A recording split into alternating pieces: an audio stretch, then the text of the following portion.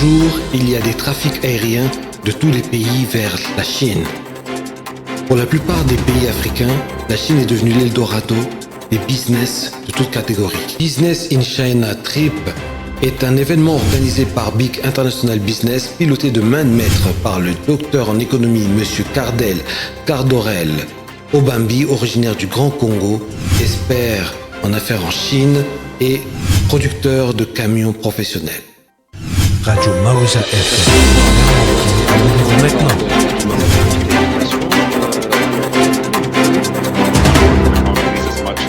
Radio Mausa FM. Pour rien manquer, abonnez-vous maintenant. National News with Kawanji on Radio Mausa FM. Bienvenue sur la Radio Mausa FM. Nous sommes très contents de vous recevoir sur Spécial China aujourd'hui. Nous sommes très heureux d'être avec vous sur ce nouveau numéro. Nous nous tournons vers la Chine aujourd'hui. Nous avons un expert en la matière qui est doué pour tout ce qui est business en Chine, qui est lui-même producteur de camions. Il est avec nous et nous allons voir un concept qu'il a créé pour tous les entrepreneurs qui sont ici au Canada, les francophones, les anglophones, comme il est multilingue. Et il a créé vraiment un concept innovant, novateur. C'est un événement qui vous permet de vous emmener, vous, les entrepreneurs, directement là-bas en Chine pour faire une visite guidée, pour voir les nouvelles entreprises, les nouveaux concepts. Et c'est vraiment, comme on l'a dit tout à l'heure, l'Eldorado pour les concepteurs, les entrepreneurs, les businessmen, ceux qui veulent entreprendre dans leur business là-bas en Chine. Voilà, alors il est avec nous, il est parmi nous, il vient d'arriver juste de Chine. Justement, cet événement s'est passé cette semaine, sur plusieurs jours et des très bonnes expériences. Et il y a eu quelques témoignages que vous avez pu voir dans l'illustration. Il est là, il est parmi nous, il vient d'arriver de Vancouver. Il est rentré ce matin à Ottawa vers 5 heures et il est disponible pour nous, donc c'est une aubaine. Merci, docteur Obambi. Bonjour et bienvenue sur la Radio Mausa FM. Bonjour mon frère, merci beaucoup. Mais tu es très chanceux parce que j'arrive à 5 heures, je n'ai même pas dormi et c'est la première émission. Super. Alors, vous avez pu voir un peu l'illustration. J'espère que, bon, peut-être il y a eu... dites-nous si ça a été, ça va, vous avez pu voir l'illustration, comment elle a été faite. Oui, ça va. C'est vrai que ça a juste présenté un peu la généralité. Peut-être que si y a le temps, on peut ajouter les réactions des clients et tout, sans problème. Sinon, déjà, ce que j'ai vu, c'est déjà bon, c'est une généralité. Merci en tout cas. Nous sommes aujourd'hui le 24 avril. Nous signalons que le 23, le 22, le 21, le 20, il n'était pas ici, il était en Chine avec un autre fuseau horaire. Donc, j'imagine que ça ne doit pas être facile.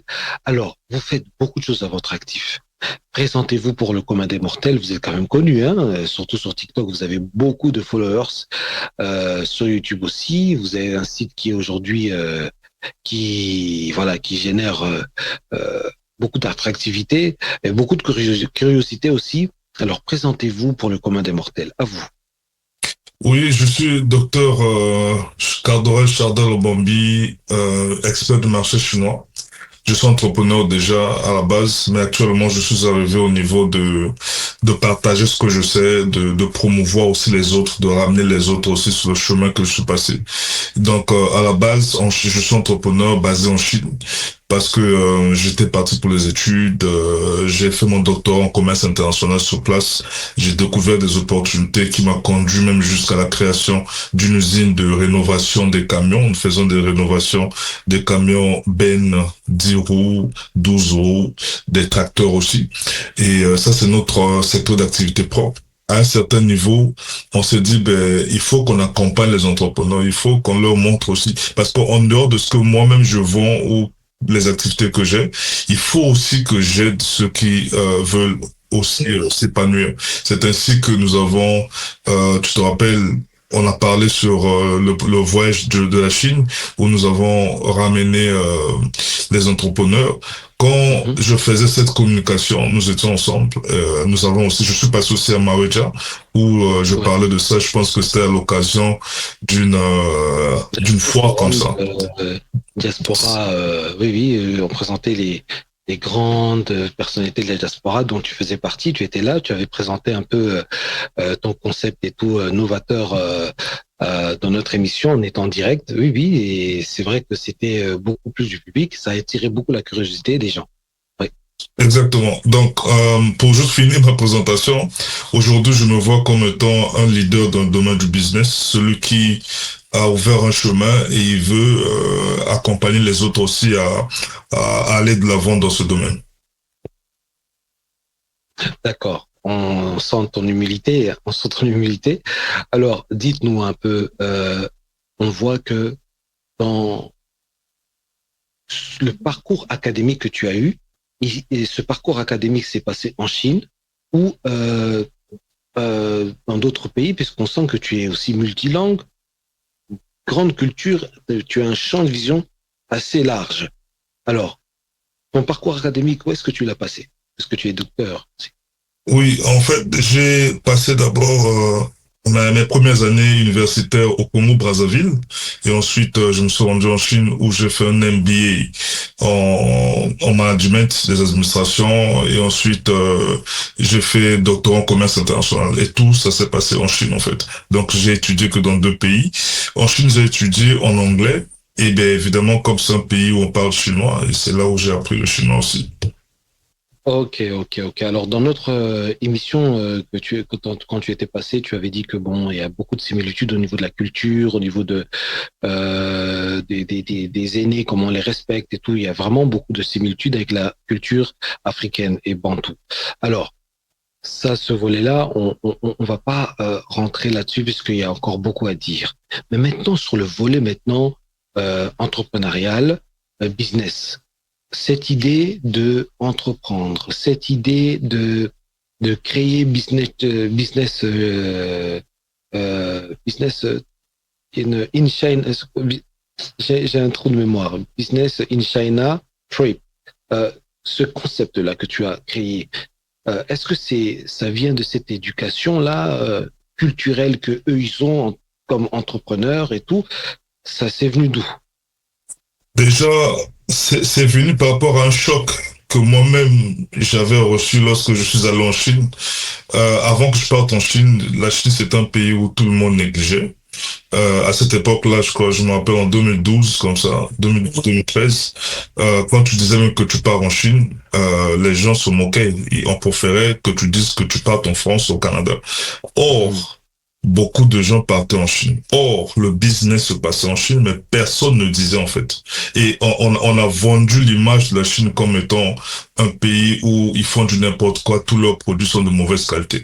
Et à cette époque-là, chez nous au Congo-Brazzaville, lorsque tu achetais un appareil électronique, on disait ben tu achetais du Guangzhou. Donc c'était une qualification du n'importe quoi en fait. Ouais, Mais oui. quand j'arrive sur place en Chine, je me dis, mais ça, c'est pas la Chine qu'on m'a présenté. Et d'abord, je croise presque la majorité des entrepreneurs là-bas, congolais. Je me dis, mais ces personnes-là venaient ici, ils nous ont jamais dit ça. Et ensuite, les produits de qualité que je vois là, c'est pas ce qu'on nous vend là-bas. Et j'ai compris que ces commerçants-là venaient pour prendre de la très mauvaise qualité pour aller revendre aux frères africains. Et voilà pourquoi en Afrique, on est rempli de ces choses. J'étais choqué, j'ai dit, mais les Américains viennent ici, les Canadiens viennent ici, les Européens viennent ici. Alors pourquoi l'Afrique ne connaît pas en fait ce côté business de la Chine?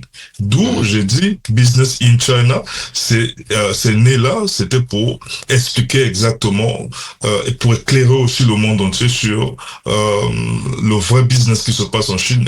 Et c'est ainsi que j'ai commencé avec ma chaîne YouTube où j'expliquais simplement, je partais mettre les preuves, je disais, ben écoutez, c'est pas ce qu'on vous dit là-bas que c'est ça. Et voici les bonnes qualités. En Chine, il y a plusieurs qualités. En Chine, vous pouvez faire ceci. Et même faire le business à partir de zéro, c'est pas quelque chose qui demande des millions. Et c'est comme ça qu'on a commencé à vulgariser l'idée du marché chinois. Et voilà d'où est né Business in China. Africain. Donc, Africain me fait rire. Donc, c'est-à-dire, ils étaient là dans nos salons, dans nos deuils, dans nos mariages. Oh, Guangzhou. Oh, mais où est-ce que tu veux aller là? Qu'est-ce que tu veux faire en Chine? C'est n'importe quoi là-bas. Hein? Donc, ils étaient comme ça en train de dire, or que pendant ce temps-là, ils y allaient. Oui. Ils faisaient du commerce. Ils disaient pas. Et quand maintenant toi tu repars là-bas, c'est là que tu les retrouves là-bas. Bon, Oui. ça. Et beaucoup de gens disaient, je vais par exemple en Turquie, ils préféraient dire je vais à Dubaï. Or, c'est Hmm. pas à Dubaï qui part, c'est en Chine qui part. Mais il te dit pas en fait.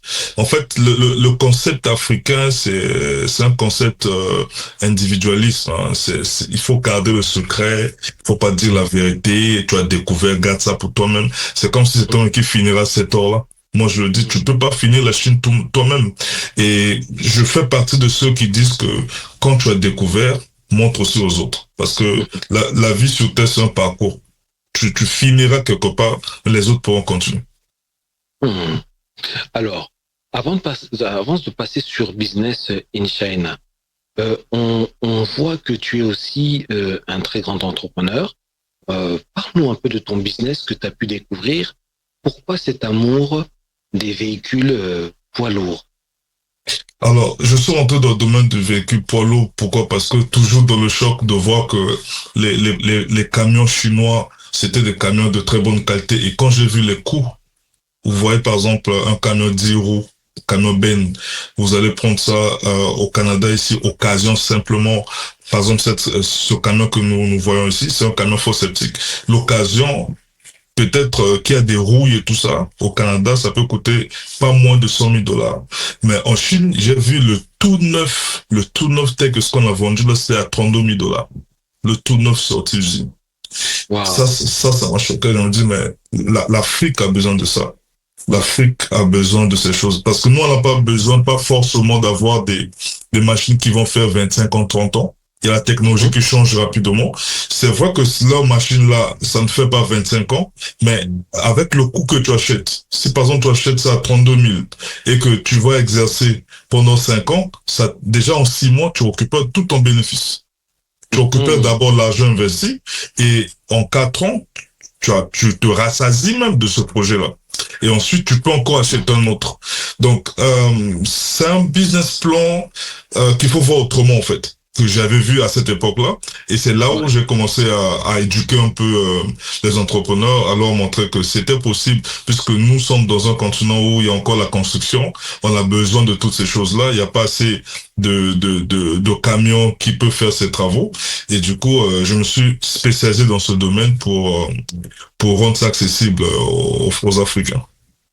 Donc on voit là les camions, on voit les convois, hein, on voit que c'est en train de se faire. Donc il y a toute une logistique, c'est vraiment compliqué et ça se vend partout dans le monde, c'est ça? Ça se vend principalement aux Africains parce que c'est là la cible en fait. Mais ceux qui achètent sont ceux de la diaspora et qui investissent en Afrique.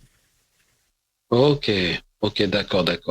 Et qu'est-ce qui est le plus compliqué, le plus difficile dans ce domaine de la production de camions? Est-ce que c'est les envois, les imports et comment ça se passe?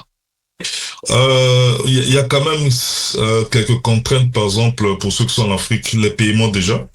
Pour faire des paiements, c'est quand même pas facile. Faire sortir 30 000 $, 20 000 $ à partir de l'Afrique, en tout cas, c'est tout un big challenge. Il faut passer par des circuits et tout ça. Et il y a ça déjà, ça commence par là.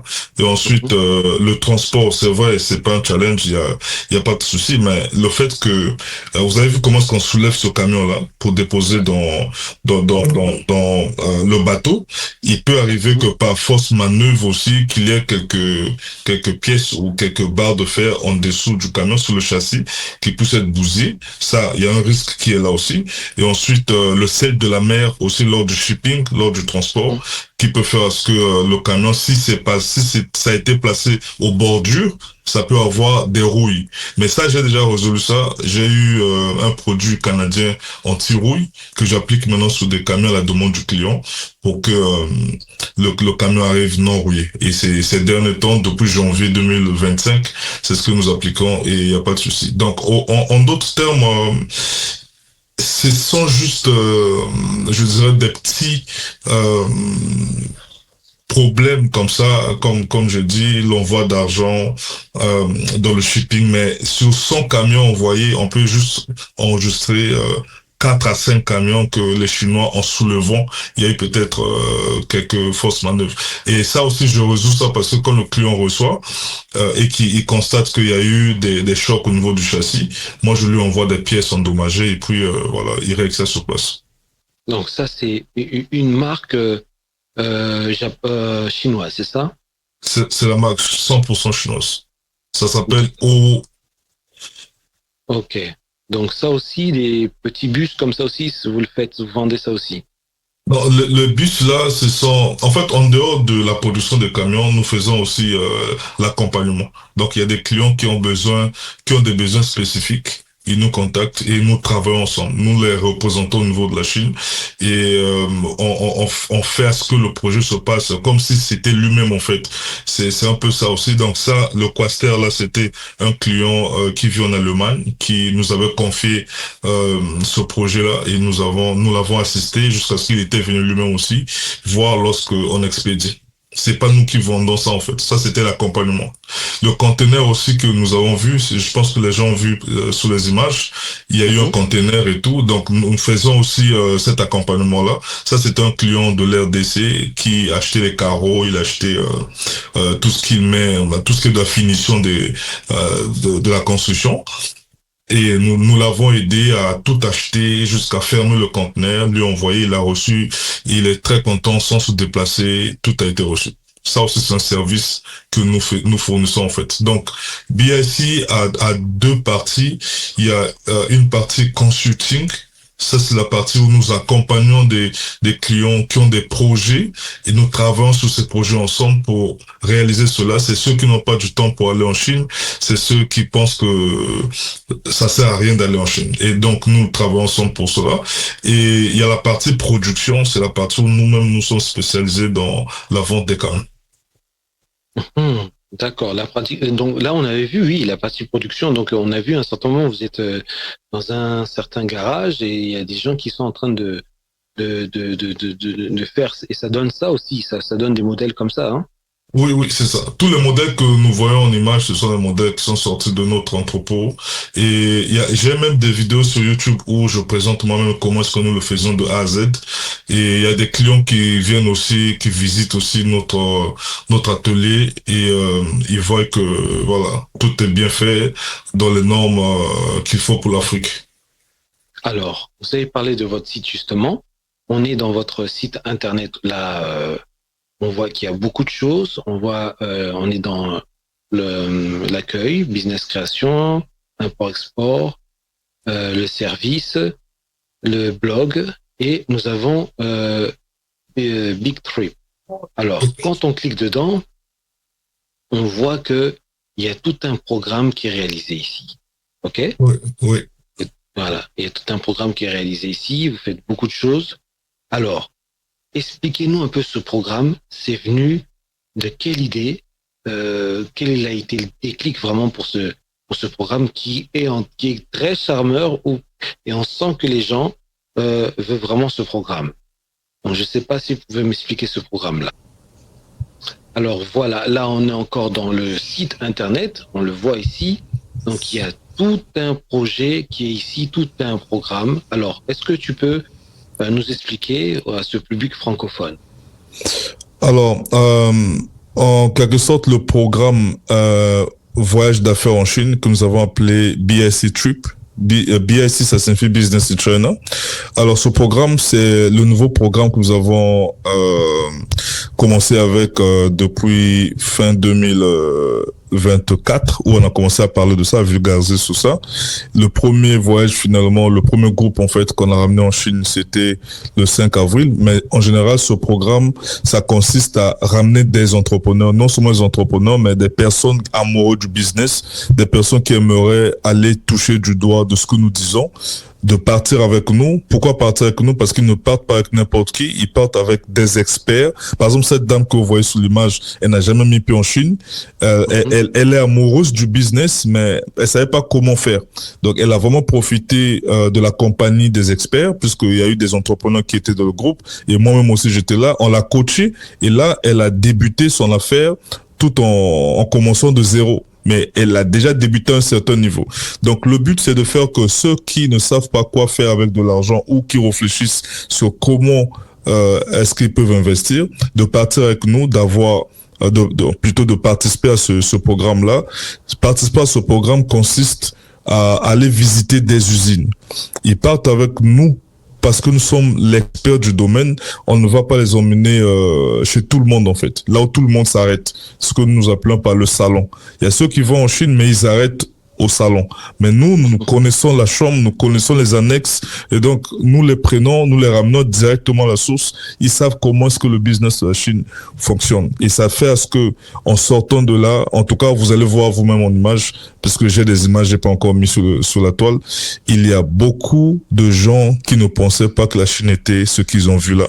Il y a beaucoup de gens qui étaient partis avec un seul projet. Ils sont ressortis avec plus d'une centaine.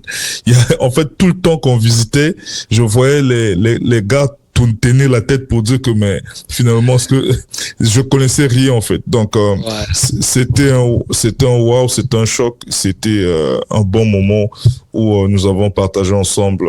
Justement, là, on les voit avec la photo, là, on les voit, c'est le groupe 2025 qui sont partis, là. Oui, ça c'est avril 2025. Il y a celui qui est juste, donc vous êtes là en noir, avec la casquette noire au milieu. Oui. Et juste devant vous, il y a un grand journaliste qui a un grand média ici, qui rayonne dans la sphère francophone. Oui. Et j'étais très étonné de le voir là-bas aussi. Donc il dit, il en revient pas, quoi. C'est ça. Oui, c'est ça. On a pu mettre quelques illustrations tout à l'heure pour montrer un peu, pour faire comprendre un peu comment les gens ont pu apprécier, on l'a vu. Maintenant, quand il y a ce genre d'accompagnement-là, ça c'est la question qui se pose tout le temps. Alors, ce genre d'accompagnement, combien ça coûte? Comment ça se passe? Est-ce qu'ils sont-ils pris en charge à un moment? Voilà, c'est des questions directes que les gens veulent avoir, puisqu'aujourd'hui on est dans une crise sociale en Occident et les gens regardent vers l'Asie. Ils veulent maintenant y aller, mais ils savent pas comment le faire, comme vous avez dit tout à l'heure. Mais vous êtes là. Alors, essayez un peu d'être précis en disant comment ça commence, combien il faut payer, ainsi de suite, et voilà. Ok. Déjà, initialement, ceux qui sont partis avec nous, ils ont payé $5,000 pour ce projet-là. Et dans les 5,000, ils n'ont rien payé en Chine, c'est-à-dire qu'ils ont juste payé leur billet et ensuite nous avons pris tout à charge. Nous avons pris les hôtels 5 étoiles. Ils ont mangé dans les hôtels 5 étoiles, les restos 5 étoiles. Ils se sont déplacés dans des voitures vraiment de sécurité. Et donc tout était fait dans les conditions 5 étoiles en fait. Et donc pour dire que lorsque quelqu'un paye 5,000 de participation, en Chine, il ne paiera plus rien, il va vivre dans les conditions extraordinaires. Et même des hôtels, je pense que je vais vous mettre les images aussi, où il y a des gens qui disent que mais ils n'ont jamais cru, peut-être, ils n'ont jamais rêvé un jour rester dans des hôtels comme ça. Et tout, même ceux qui viennent du Canada étaient choqués, parce que les hôtels 5 étoiles en Chine, ça badine pas, c'est pas comme ici en fait. Donc voici un peu ces détails-là. Maintenant, pour celui qui veut que nous payons le billet ensemble, là il va payer 7,500. Pourquoi? Parce qu'il y a le coût du billet aussi de celui. Mais ça, j'avais dit ça pour ceux qui étaient au Canada, parce que on pouvait partir ensemble. Mais celui qui veut acheter son billet aller au tout seul, donc il paiera que 5,000. Alors en sortant de cette première expérience, je suis revenu maintenant cette fois-ci, on garde toujours la même position de $5,000 pour cette classe VIP, mais je reviens aussi parce que les frères africains m'ont dit, mais nous, aux côtés de l'Afrique, c'est vrai, il y avait les Africains dedans, dans ce premier groupe-là, mais la majorité disait, mais 5,000 pour nous, c'est un peu trop. Est-ce qu'on peut pas faire quand même un budget pour eux et avec une classe qui va avec? Et du coup, je reviens avec un nouveau projet, dans le sens que nous gardons les 5,000 pour les VIP, ils vont bénéficier de cette même classe qu'on a eu à faire, les hôtels 5 étoiles, déplacements, manger 5 étoiles partout. Mais pour cette fois-ci, on va associer un autre groupe qu'on va appeler classe économique. Et la classe économique, ça sera $3,000, et ces $3,000, ça va leur permettre d'aller en Chine vivre la même expérience, mais cette fois-ci avec des hôtels peut-être 2 étoiles, où ils seront peut-être, on va les classer 2 par chambre, des vastes chambres avec 2 grands lits dedans.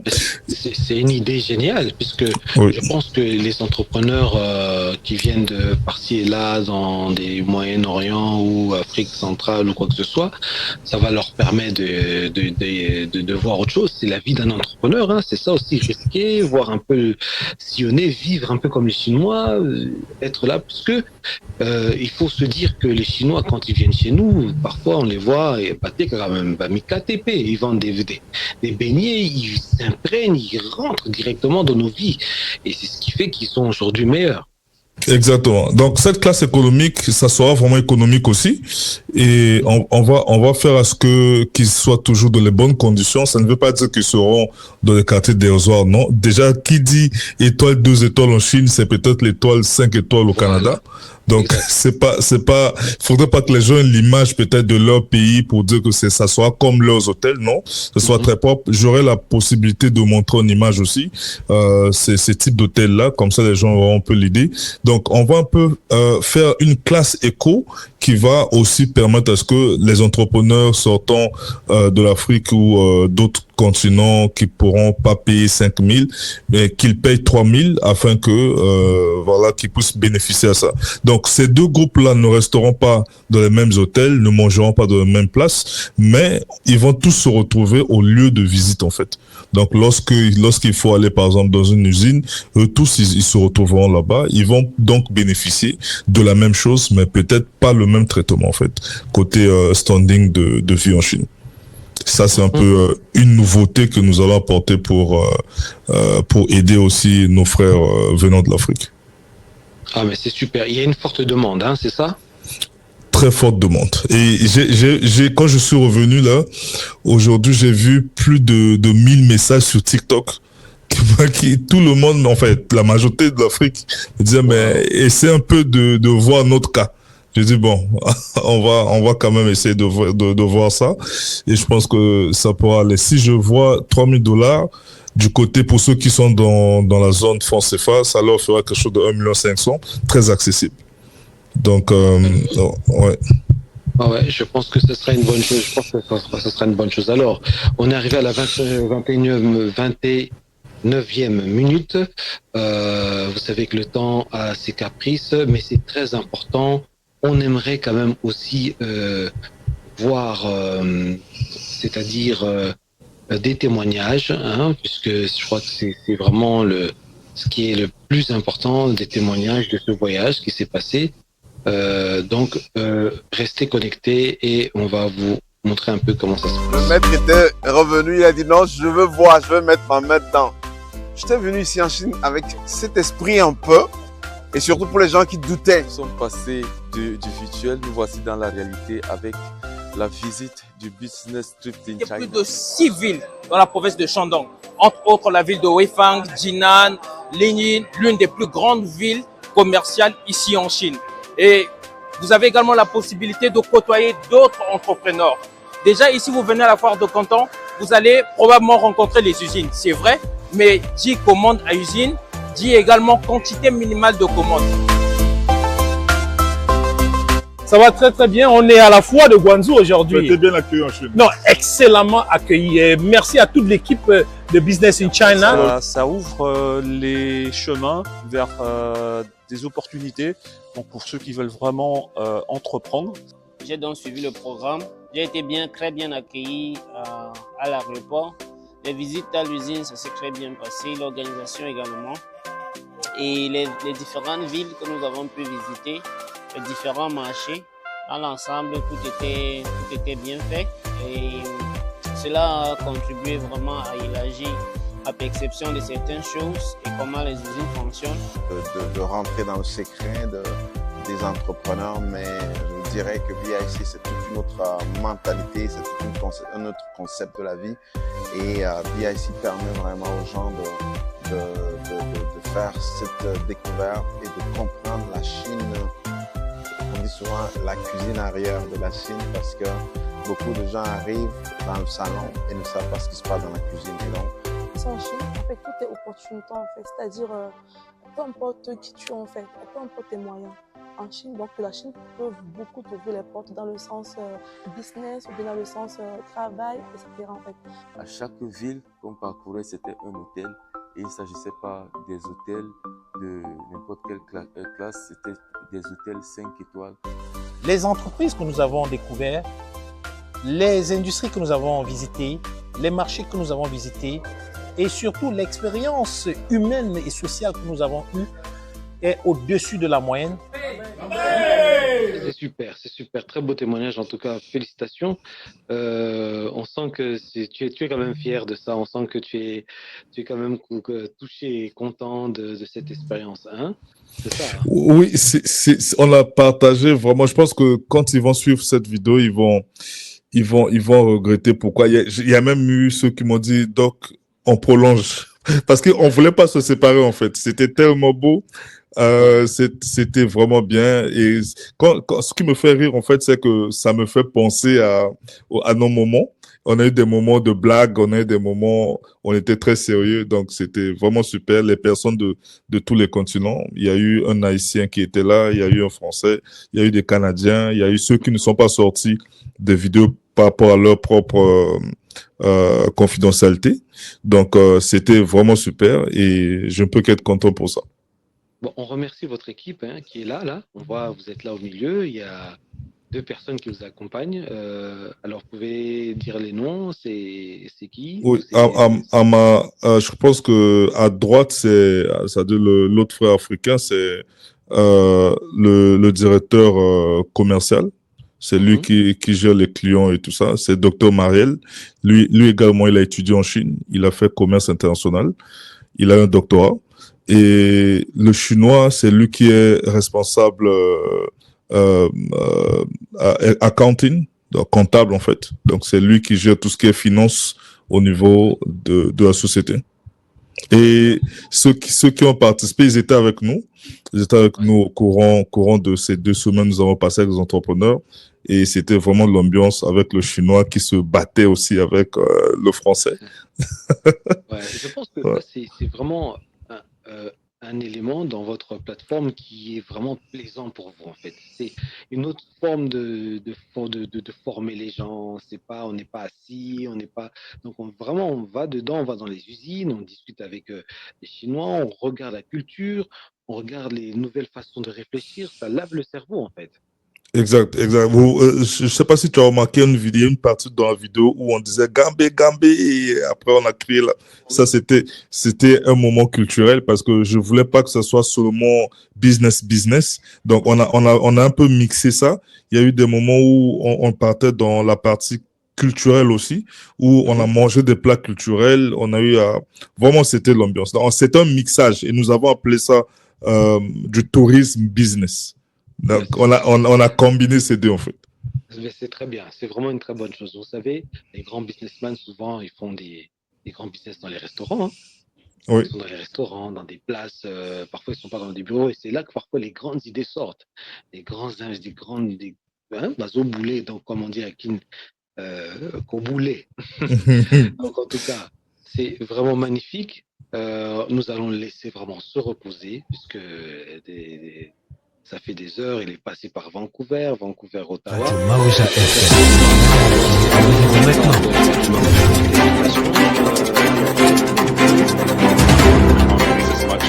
Radio Maouja FM. Pour rien manquer, abonnez-vous maintenant.